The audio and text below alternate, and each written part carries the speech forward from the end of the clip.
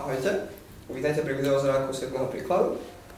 Máme daný súčet troch čísel a b, c.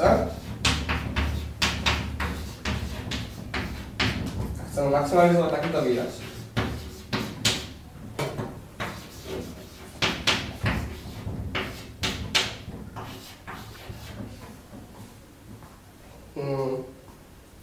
Poďme si zjednodušiť život a povedzme si, že jedna premena bude pevná.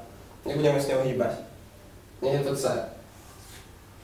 Potom c sa nemení, ale ani a plus b sa nemení. Náš výraz si môžeme preusporiadať ako ab plus c výmena. Potom tieto dve nemenné veci, keď vynásobíme, tak je to stále konštanta. A jedine, že sa nám mení je a krát b. Takže sa nám úloha trošku zmenila. Máme daný súčet a plus b nejaké číslo. Chcem maximalizovať výraz a krát b. Teraz si môžeme bčko vyjadriť pomocou ačka. Čiže tu bude mať v podstate a plus n minus a.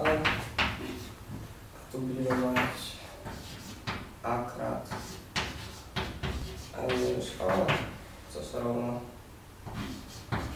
a n minus a. A tu máme nejaký kvadratický výraz od ačka. Vieme, že bude vyzerať nejak takto. A zo známych vzorčekov vieme nájsť vrchol tejto funkcie.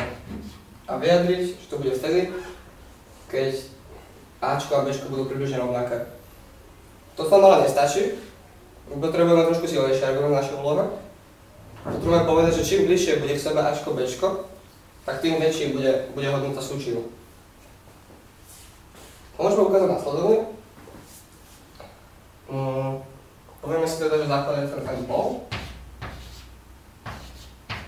A nech je ačko menšie, bez ohľadu na všeobecnosti. Tak od ačka odčítame nejaké x a od bčka to isté x pripočítame.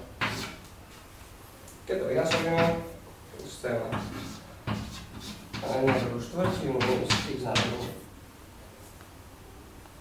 Keď vynásobíme iba n na druhú, tak to máme. Toto je vždy kladné, odčítavame to, čiže čím väčší je rozdiel, tým nižšia je hodnota súčinu AB. Toto sme chceli ukázať. Teraz čo s tým? Analogicky si vieme zafixovať aj premenu A a B a vždy tú zvyšnú dvojicu vieme k sebe takto nejako približiť. Keďže sme v celých číslach, tak niekedy sa nepodarí urobiť presne n pol, alebo do celého vzdialené iba jedno. Ale ukázali sme, že to je najlepšie teda, čo vieme urobiť. Preto k sebe vieme tie čísla približiť, až kým už rozdiel žiadnej dvojice nebude väčší ako 1. A to sa nám pri 2015 stane pre dvojicu 672, 671 a hodnota výrazu bude